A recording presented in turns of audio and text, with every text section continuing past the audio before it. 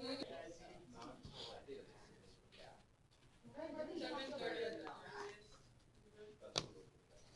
right, so get out your notes. I'm going to change things around a little bit.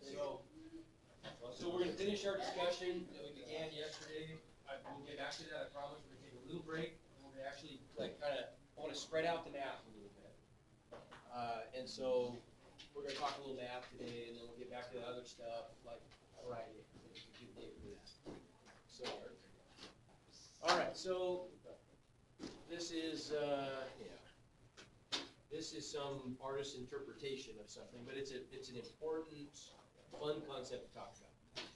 This is the vision of human exploration by NASA to distant parts of the universe, illustrating the idea of space travel at high speeds. But here's the important question: is there a limit to how fast a spacecraft can go? Because it possesses mass, it can't reach the speed of light. Okay, so potentially there is, right? And so let's talk about the physics behind this. Okay? So oftentimes we talk about, like warp speed, things, crazy stuff like that. But if you're traveling through space, here's the problem. You've got relativistic mass is defined using this equation. So let me explain what these things are. So relativistic mass is equal to rest mass divided by what we call the piano back in physics. So it's the square root of 1 minus v squared over c squared. What's c? Speed of light. What's v? Your speed, whatever your velocity, if you want to call it that, but it doesn't have to be. It can just be speed. The speed of the spaceship or whatever's traveling, right? So this is what we're going to take a look at. So what's the speed limit and why? So we're going to talk about calculus. The first topic in calculus is limits. Did you guys talk about limits at all last year? Maybe just the tiniest bit, if at all, like that. So we're going to start talking about limits today. All right, so let's look at the graphs of some functions. Now, there's a very specific way of thinking about limits. There's not a lot of hard math involved with this at all, but there's some concepts you want to just really kind of wrap your head around. So if we've got the function f of x equals x squared minus 4 divided by x minus 2. Let's just focus on that one, okay? So we got 3 functions up here. That's our first. What can you tell me about the domain of that function? What's the domain? What's the domain of a function? This is all pretty important stuff. Good review stuff. How far along the x-axis is it? From what point on the x-axis to what other point on the x-axis? Could you travel on the function? Yeah. Okay, that's one way to look at it. There's maybe there's a different definition that we'd want to start with. But that'd be sort of the graphical manifestation of what we're about to say. So what is the domain of any function? Say it again. What x values? Okay, so it's a set, right? It's a set of all of the x values that could act as inputs, all of the input values for the function, right? Why would that be limited? Like if I take, for example, if I just took the function, I'll make one up. What if we have the function f of x equals 2x? What would the graph be? Y equals 2x. I'm seeing lines, right? Slanted lines. Is there any value of x that we could not input into that? So what would we say the domain is? All reals. Yeah, all reals, right? There's no restriction. Okay. Is there a restriction for f of x up here? Yes. Okay, what's the problem? Okay, you can't divide by 0, right? There's only 2 things you can't do for real numbers. We said this a lot in Algebra 2. You can't divide by, and you can't take, in fact, any even root of a negative number. Well, there's no square roots in that one, so we're fine. Don't have to worry about that. But there is, and you might remember how we talked about this, there is an expression, an algebraic expression in the denominator, aka x is in the bottom, right? So here's our algebraic expression. Remember how I used to talk about this as a bubble? So we don't even care what that is at first, but we know if there's there's an algebraic expression in the bottom, whatever is in the bubble cannot equal 0, right? Well, what's in the bubble? X minus 2. So if x minus 2 cannot equal 0, what's this one algebra step to isolate x? Add 2. And you probably could have gotten by without doing the algebra. This is one where you could just kind of power through it mentally and see what the value is that offends. Right? It gives us 0 on the bottom. So we end up with x cannot equal 2, right? Okay, here's a graph of that function on the bottom. So there's a graph of that blue, f of x. Right? Okay, what do you notice on that graph that sort of makes sense? It's a slanted line. That makes sense. What else do you notice? It's just that one spot. Okay, what do we call that? What do we call a missing point? I think I heard it. A hole. Right? It's a hole in the function. How big is the hole? It's 1 point, right? Now I can't draw something. If I just draw 1 point missing, you wouldn't even notice that it's gone. So we put a little circle there to kind of highlight the fact that we're missing that point. What are the coordinates of the missing point? The 1 point that we would have to add to fill in the hole? 2, 4, right? Everybody agree? Okay, so what is the value of f of x at 2? Undefined. Good. It's not defined, is it? Right? Okay, I'm going to ask you a different question. And you're just going to make a guess here. But we're talking about limits. What do you think that the limit of the function is as x approaches to?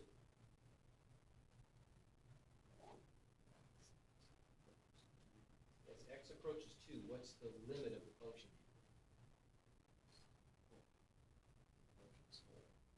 Okay, that's correct. It approaches 4. You see the difference?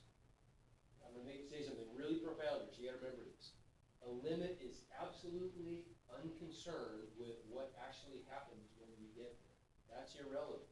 All the limit is asking for is based on the behavior of the function. What would you anticipate happening there? Sometimes I talk about this in terms of calculus. So imagine if an ant, we get this, you might not have noticed these ever before. They're a two-dimensional species. They live on my board. They walk along functions. They have some innate abilities. They can sense their exact coordinates on the xy plane, these calculus ants. Right? So as a fog rolls in, and the calculus ant can see nothing, but they have this inherent sense of what their x and y coordinates are. As a calculus ant walks along this function and gets increasingly close to an x value of 2, but doesn't get there, the second that the ant steps onto x equals 2, it's no longer a limit. Then it's a value. That's different, right? A limit is only what the ant anticipates the value is going to be when he takes that last minuscule step. So where does the ant think she's going to step when x equals 2? 4. Everybody agree? That's where the ant, if you said, based on your your experience on this function, walking along this function, where do you think you're going to be? The ant's going to say, oh, well, I'm walking uphill. I'm getting, my value is 3 point, when I get close to x equals 2, so I'm at 1.99, my y value is 3.999.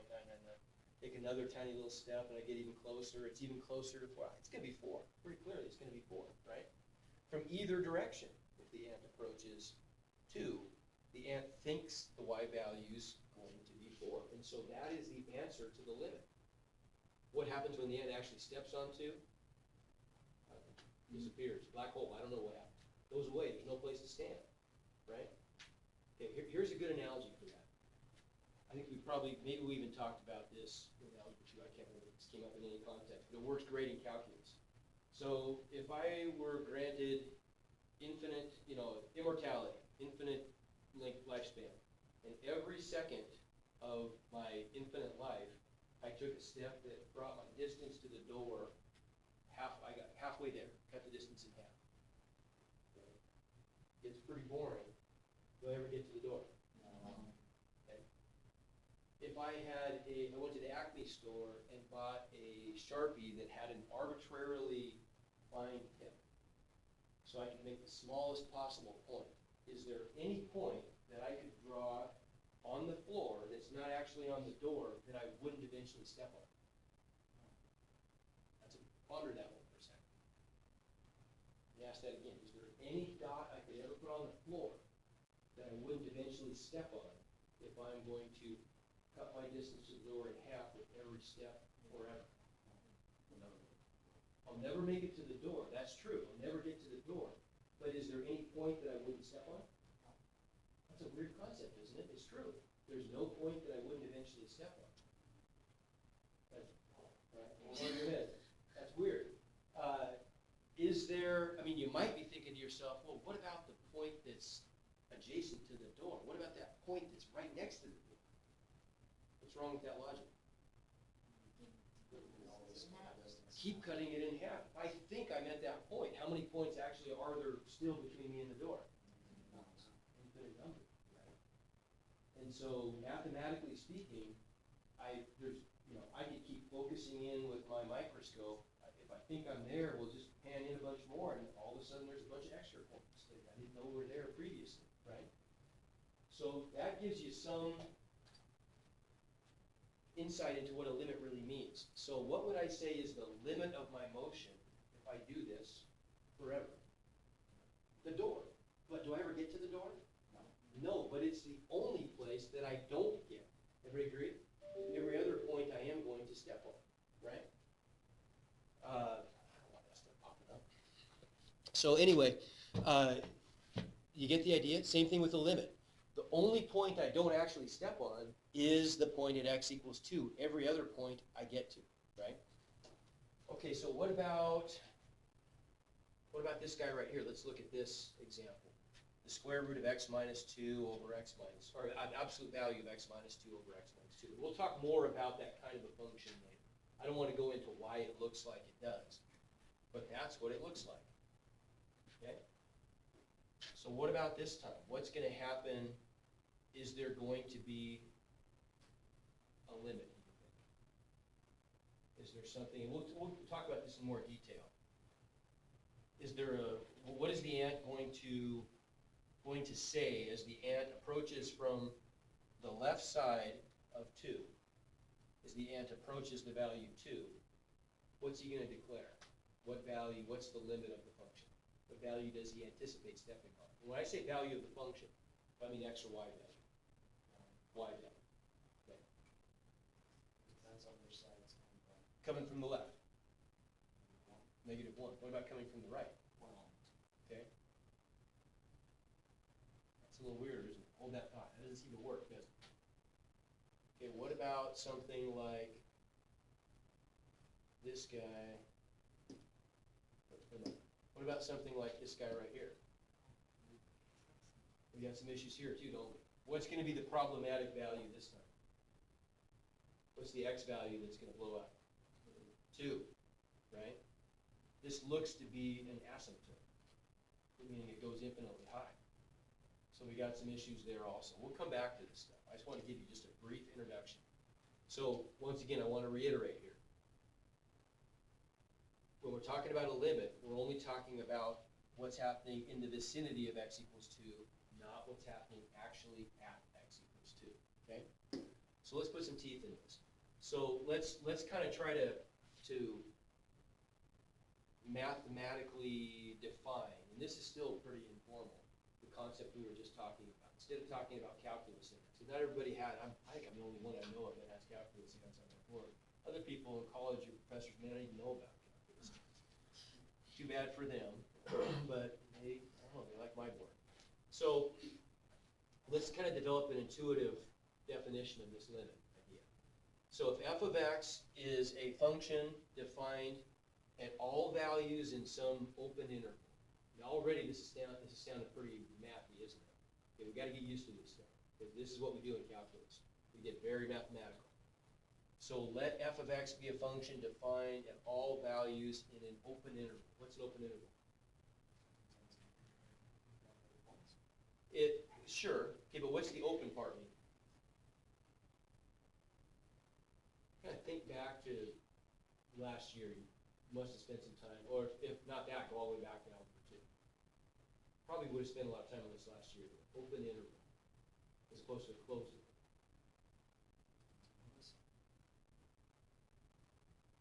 We can assume that, yeah. But what else? What about the endpoints? That's the only, really, there's nothing, this isn't supposed to be real tricky. An open interval, if I used interval notation, I would say it like this. I would say, for example, that. What's that mean?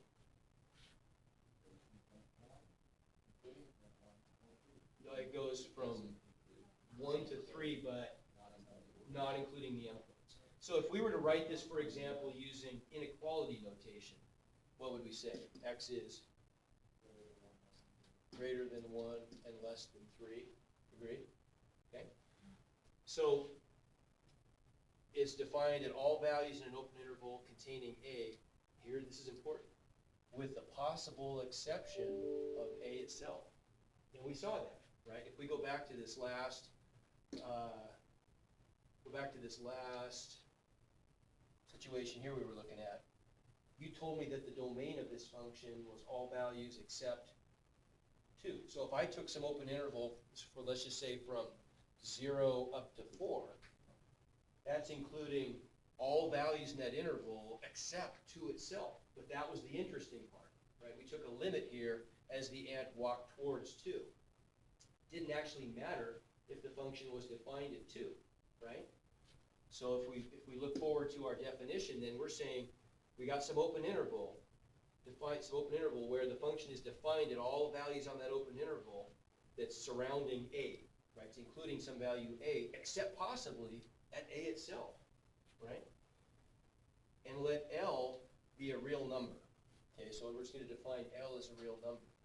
If all values of the function f of x approach the real number L as the value of x approaches the number A, then we can say that we've got ourselves a limit.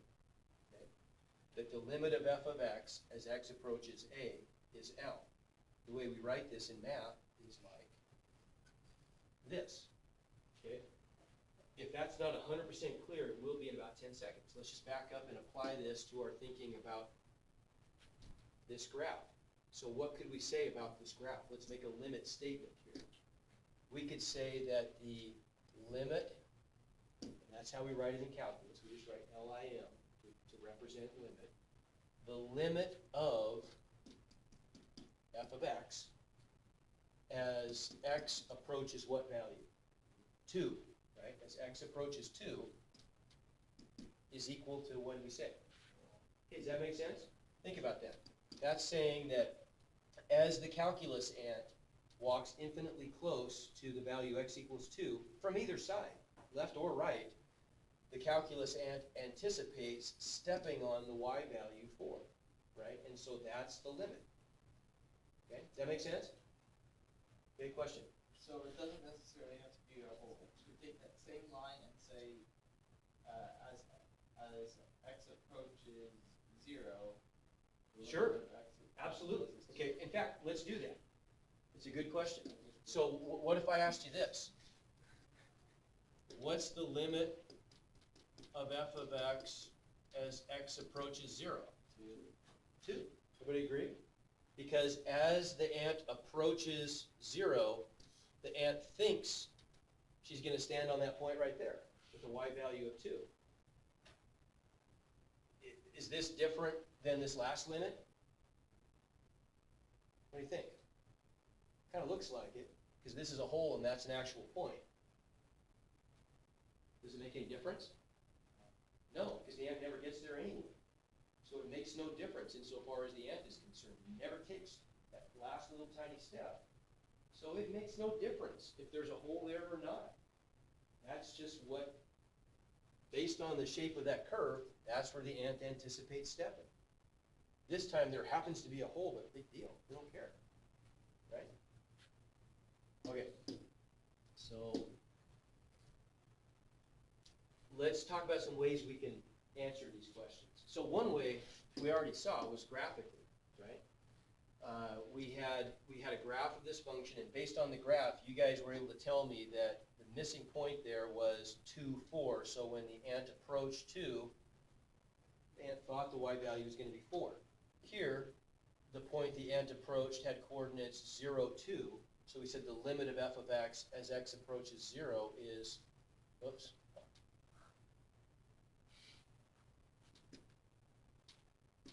2, right?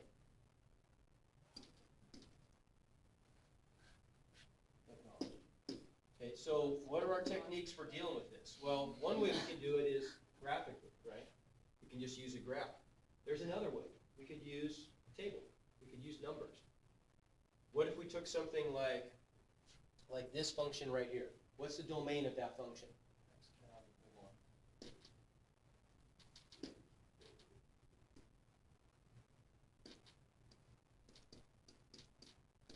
Right? That makes the bottom 0. Okay? Let's say we want to answer the question, what's the limit of f of x as x approaches 1? Well, if we don't have a graph available, what's the next best thing? Let's make a table. Right? Let's just using a calculator maybe, let's just calculate what are the values of the function as the x values get increasingly close to 1. We can't plug 1 in because we get 0 on the bottom, but you see the trend. As x gets closer and closer and closer to 1, what do you notice is happening to the y values? They're approaching 3, aren't they? Right? We can see that. If we go from the left, we're getting pretty darn close. We got positive values of y that are slightly less than 3. As x approaches 1 from the right, from values greater than 1, we end up with values that are very slightly greater than 3, and so we can only anticipate then that what's the trend. If the ant were to step onto 1, he would anticipate stepping on 3, right? Does it happen? No. 1's function's not defined yet, right? So, okay, what about this then? So we could say that f of x approaches 3 as x approaches 1 from the left, and f of x approaches 3 as x approaches 1 from the right. So then we could say f of x approaches 3 no matter what, and that's a legit limit, because ants approaching from both sides would agree on where they're going to step. Or if the same ant took different routes, the ant would anticipate stepping on the same place. So it works. It didn't work that well, though. We stepped back just a little bit with, remember this guy. We had problems there, didn't we? Right? An ant approaching from the left anticipated a y value of -1. An ant approaching from the right anticipated a y value of +1. Who's right? Should there be any preference, one or the other? No, right? And so the limit, there is no limit. There's no single value that we could say, yeah, there's where the ant thinks he's going to step. Because you get different values depending on which direction you're walking towards towards x equals 2, right? So for it to be a legit limit, which we'll soon call a two-sided limit for obvious reasons, we have to have agreement from both sides. Okay? So we'd say then the limit of f of x as x approaches 1 is 3. That's how we write it. Okay? Yes? Sure. How far? One more? Yeah. Okay. Sure.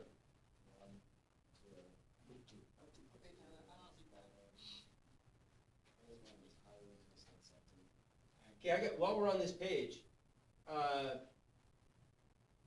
we said,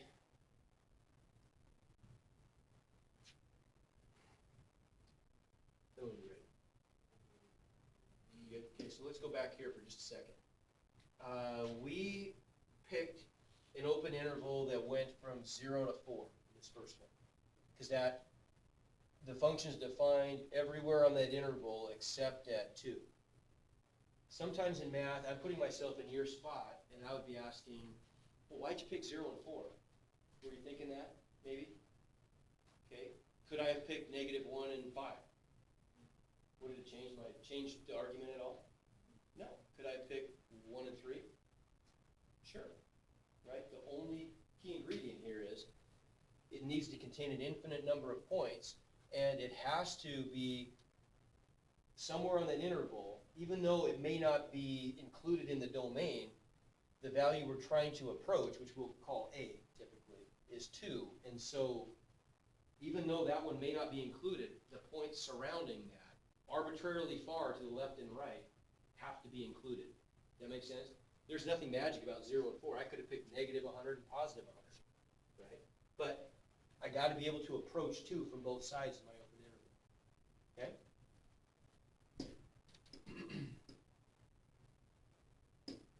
All right, so graphically, we sort of already dealt with this, right? If we look at this example right here, we just did the numerical approach. Graphically, you can just kind of see here by eyeballing it that if I approach, if the ant walks along this function towards 1 from the left and the right, you can see that that ant is anticipating stepping on a y value of 3, right? So once again, the limit of f of x as x approaches 1 is 3. Does this offend you a little bit?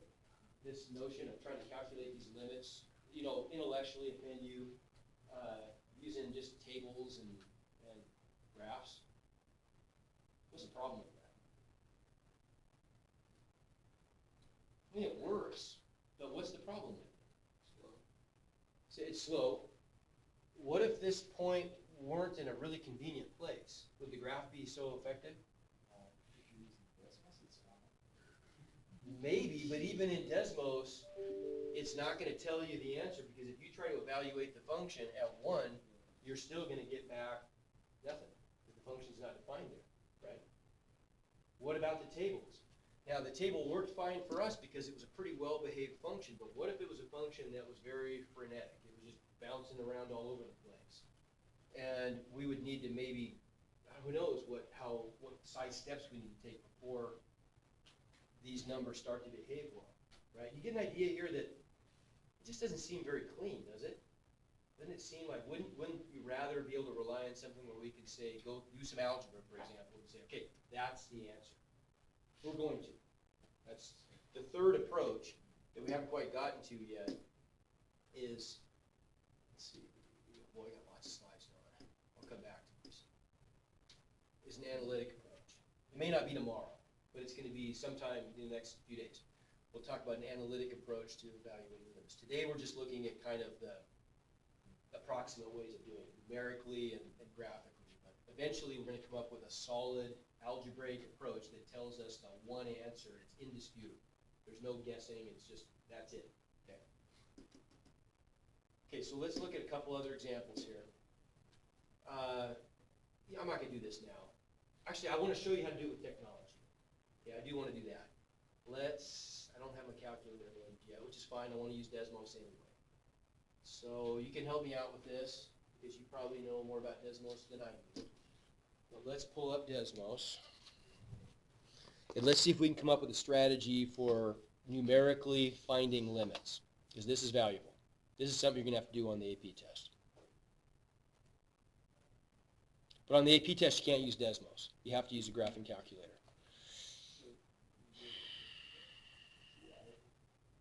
Gosh, why do they erase all this stuff? I just realized they don't have that. Okay, we'll do the calculator one tomorrow, but today we'll use Desmos.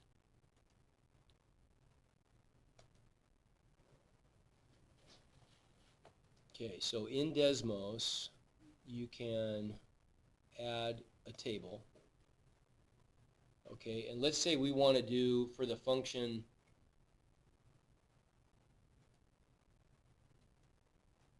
let's define a function here. Gosh, I wasn't planning on doing Desmos today.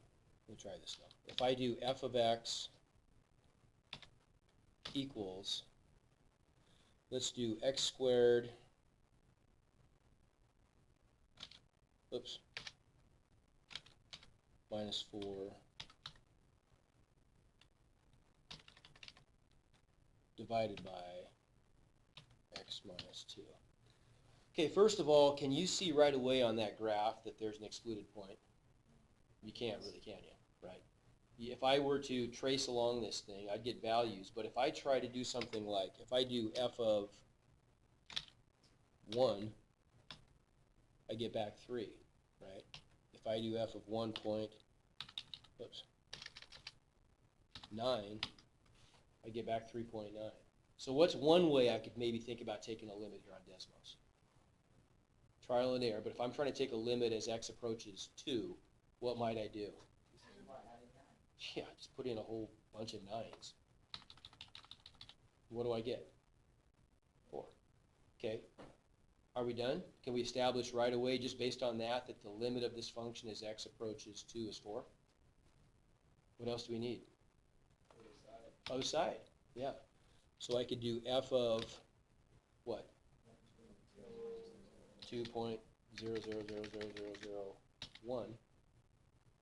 Okay, and to within Desmos' ability to represent this, it's 4. It rounds to 4. So now we can take that to the bank. Now we know it's 4, right? If you want to do this in a table, I was going to show you a great way on the calculator, and this might fall flat on Desmos, but let's just try something here. If I do, okay, let's do y equals f of x. And what if I put in 1? Oh, man. It's not doing what it's supposed to do. Okay, off to research. I don't remember how to make the table on Desmos. On your calculator, it's super easy, but I can't show you because I don't have my calculator up there. So we'll do that first thing tomorrow. We'll come back to that. Let's move on, though. Something else. So I'll give you a trick for doing tables. Let's do this one graphically. Okay. So sine x over x. Is x an allowed value, obviously, for that function? Is it part of the domain? Sine x divided by x. Can x equal 0? No, can't equal 0 because the bottom is 0, right? Okay. So we could just graph this, though. So what if I make f of x? I'm going to trade it for sine x divided by x. Okay. And I think this defaults to radians mode, but let's just check. If I go up to the tools, I'm in radians. Okay, good. All right. So if we zoom in a little bit, just based on the graph, the function's not defined as 0, but what's the answer to that limit? As x approaches 0, the function, aka y, approaches, everybody agree? We can see that? That's the answer. Okay? That's the answer. Okay? If you look at it on a calculator, that's what we see. Same thing we saw there. Okay? What's the value of this one? As x, I mean, this is easy. As x approaches 2, -1. Good. Everybody agree? Okay. Limit of h of x as x approaches 2 is -1. What about this one? Don't say it out loud. Everybody think about this for a second. What's the value of the function at 1? Meaning when x equals 1, what's the value of y? Assume that it's supposed to be convenient places. 3? Is that what you think? So let me write this down again. So I want you to fill in the blanks for me here. 4. So f of -1 is equal to 4. 4. Okay. Everybody agree? Where's the ant standing when he steps on x equals -1? 4. Yeah, right there, right? I don't know how he gets there. Hyperspace, I don't know. But the ant, when the ant's x coordinate is -1, he can tell you with his super, XY sense that his y value is 4, and that's true. Okay. What's the answer to this?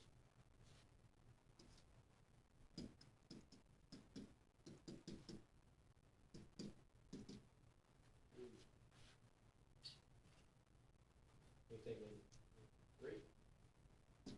That makes sense? Makes no difference where he actually is when x equals -1.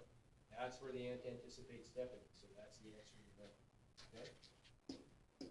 All right, so limits that fail to exist. We've already kind of talked about this one, haven't we? Right? If the left behavior and the right behavior are different, that's not a limit, right? We have to have agreement from the left and the right for it to be a legitimate limit. We'll soon call it two-sided limit.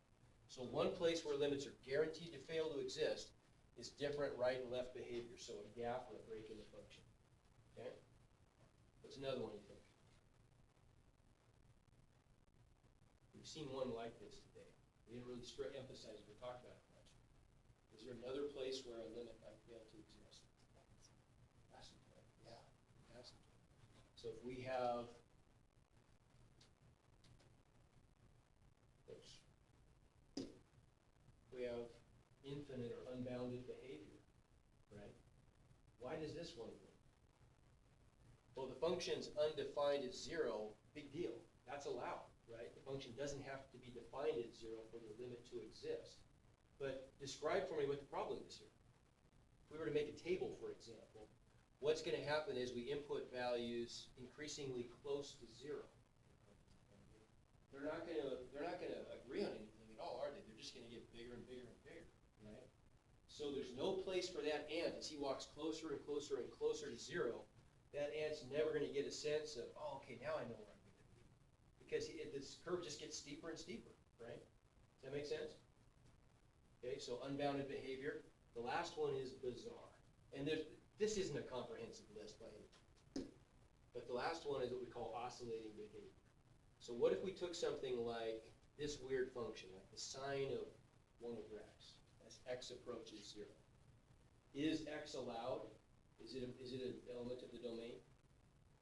Can't be, right? Because I've got a 1 over x, and any place I have a 1 over x, it doesn't matter what function it's inside of. If there's a 1 over x in the function anywhere, then we can't ever divide by 0. And so 0 is not a part of the domain. Big deal, but we can still approach that.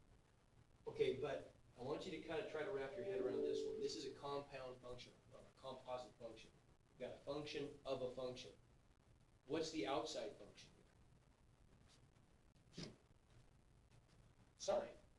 How does the function work? You feed a function numbers and it spits out numbers, right? We all know that if I feed certain values to sine, we know that we're just going to get back whatever sine the sine function gives us, right? If I plug in pi, sine of pi, what's the y value? So that's over there. That's the y value, right? 0. Yeah, I'm going to get 0. What if I plug in pi halves? No? What's the output? If I plug in an x value of pi halves, what's the y value in a circle? 1. Yeah, it's 1. So I'm going to get back a value of 1. I could plug in any number. What if I plug in, okay, what if I plug in like 1,000 pi? 0, right? It's just, I'm taking laps around the unit circle and I'm ending up at one of those points where the y value is 0, right? Any multiple of pi is going to, the integer multiple of pi is going to give me back 0 for my y value, right? Any input value to sine gives me an output value. But look, there's two things going on here. Now we've got this function on the inside. Sine doesn't care what that is, it's just being fed values, right? So as x approaches 0, what's happening to the interior function? Would you tell me again, as x approaches 0, what's going on? 1 over x approaches what? It's doing, actually it's kind of split, isn't it? But say we're approaching 0 from the right. If I plugged in 0.000001 into 1 over x, what's the reciprocal of that very tiny positive number going to be? Large positive number, right? Everybody see that? And so I'm going to end up taking the sine of a huge number. As x gets closer and closer to 0, the numbers that we feed sine are just going to speed up, right? As we go from x equals 10 to 100, what are the values, or goes from, sorry, from 1/10 to 1/100th. 1 over x goes from 10 to 100, right? You see what I'm saying? So the span of numbers is much larger that we're feeding the sine function as x gets smaller. As we go from 1 million to, or from 1 million to 1 trillion. That's a tiny little baby step, right? But the numbers that sine is seeing go from 1 million to 1 trillion. That's a huge span of numbers. So does everybody see, and we'll end on this, that's what the function essentially is going to look like? It's going to look crazy. The closer you get to 0, the faster we're feeding values to the sine function, so the faster it's going to oscillate. And so we get this out-of-control oscillating behavior. Is that going to work for a limit? No. There's no, Ed could never agree on where he's going to stand. He's just oscillating back and forth really fast, right? Okay. All right, we'll call it quits for there.